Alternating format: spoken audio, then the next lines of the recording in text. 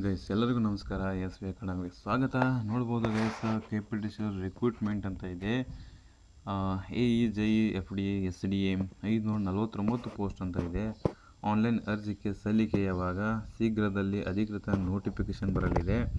ವಿದ್ಯಾರ್ಥಿ ಏನಾಗಿರ್ಬೇಕಂದ್ರೆ ಪದವಿ ಅಥವಾ ಡಿಪ್ಲೊಮೊ ಆಗಿರಬೇಕು. ಯಾವ್ಯಾಕಂದರೆ AE ಆಮೇಲೆ ನಿಮ್ದೇನಾದರೂ SDA FD ಬೇಕಾಗಿತ್ತಪ್ಪ ಅಂತಂದರೆ PUC ಆಗಿರಬೇಕು. ನೆಕ್ಸ್ಟ್ KPTCLಗೆ ನೇರ ನೇಮಕಾತಿ ಐತಿ. ಅದು ನಿಮಗೆ ಜಸ್ಟ್ ಟೆಂತ್ ಆಗಿದ್ರೆ ಸಾಕು, ನೀವು ಅಪ್ಲಿಕೇಶನನ್ನು ಸಲ್ಲಿಸ್ಬೋದು. ಮತ್ತು ನಿಮ್ಮದು ಮೊದಲೇನು ತೊಗೋತಿದ್ರು ಅಂದರೆ ಮೆರಿಟ್ ಆಧಾರದ ಮೇಲೆ ತೊಗೋತಿದ್ರು, ಓನ್ಲಿ ಮೆರಿಟ್ ಆಧಾರದ ಮೇಲೆ. ಬಟ್ ಇವಾಗ ಮೆರಿಟನ್ನು ಬಿಟ್ಬಿಟ್ಟು ನಿಮಗೆ ಎಕ್ಸಾಮನ್ನು ನಡೆಸ್ತಾರೆ. ಮೊನ್ನೆ ಸತಿನೇ ಎಕ್ಸಾಮ್ ನಡೆಸ್ಬೇಕಂತೇಳಿ ಹೋರಾಟಗಳಾಗಿದ್ದು.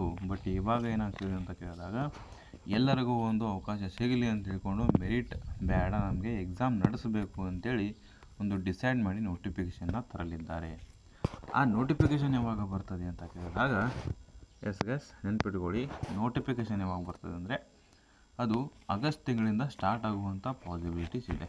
ಓಕೆ, ಆಗಸ್ಟ್ ತಿಂಗಳಿಂದ ಸ್ಟಾರ್ಟ್ ಆಗುವಂಥ ಪಾಸಿಬಿಲಿಟೀಸ್ ಇದೆ.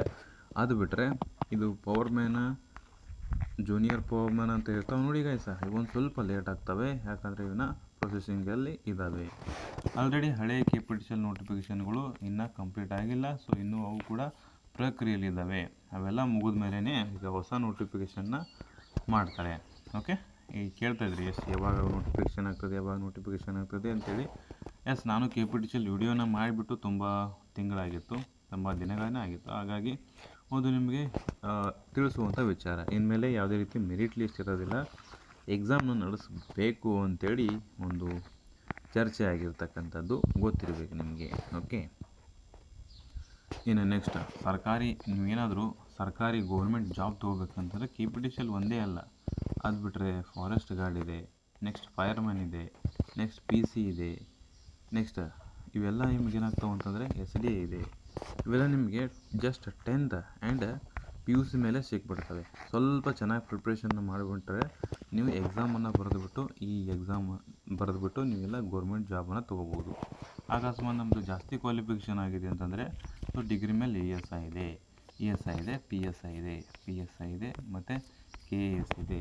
ನೋಟಿಫಿಕೇಷನ್ಗಳು ತುಂಬ ಇದ್ದಾವೆ. ವಿವಿಧ ಇಲಾಖೆಗಳಲ್ಲಿ ಇರುವಂಥ ನೋಟಿಫಿಕೇಷನ್ಗಳು ಜಾಸ್ತಿ ಇದ್ದಾವೆ. ಓಕೆ, ಅವು ನಿಮಗೆ ನೆನಪಿರಲಿ. ಟೋಟಲ್ ಎಷ್ಟು ಇಲಾಖೆ ಅಂದರೆ ಮೊನ್ನೆ ನಡೆದಕ್ಕಂಥ 20ನೇ ತಾರೀಕಿನಲ್ಲಿ ಸಚಿವ ಸಂಪುಟದಲ್ಲಿ 37 ಇಲಾಖೆಗೆ ಸಂಬಂಧಪಟ್ಟಂತೆ ಅವುಗಳು ಚರ್ಚೆ ಮಾಡಿದ್ದಾರೆ. 37 ಇಲಾಖೆಗಳು ನೇಮಕ ಮಾಡ್ಕೋತೀವಿ ಇನ್ನು 2 ತಿಂಗಳಲ್ಲಿ ಅಂತ ಹೇಳಿದ್ದಾರೆ. ಸೊ ಯಾವಾಗ ಬೇಕಾದರೂ ಎಷ್ಟು ನೋಟಿಫಿಕೇಷನ್ ಬೇಕಾದ್ರೂ ಬರ್ಬೋದು. ಸೊ VA ನೋಟಿಫಿಕೇಷನ್ ಇದೆ ನೋಡಿ, VA 572 ಯಾವಾಗ ಬೇಕಾದರೂ ಆಗ್ಬೋದು. ಓಕೆ, ನೆನ್ಪಿಟ್ಕೊಳ್ಳಿ. ಆದರೆ ಅದಕ್ಕೆ ಅಪ್ಲಿಕೇಶನ್ ಸಲ್ಲಿಸಿ.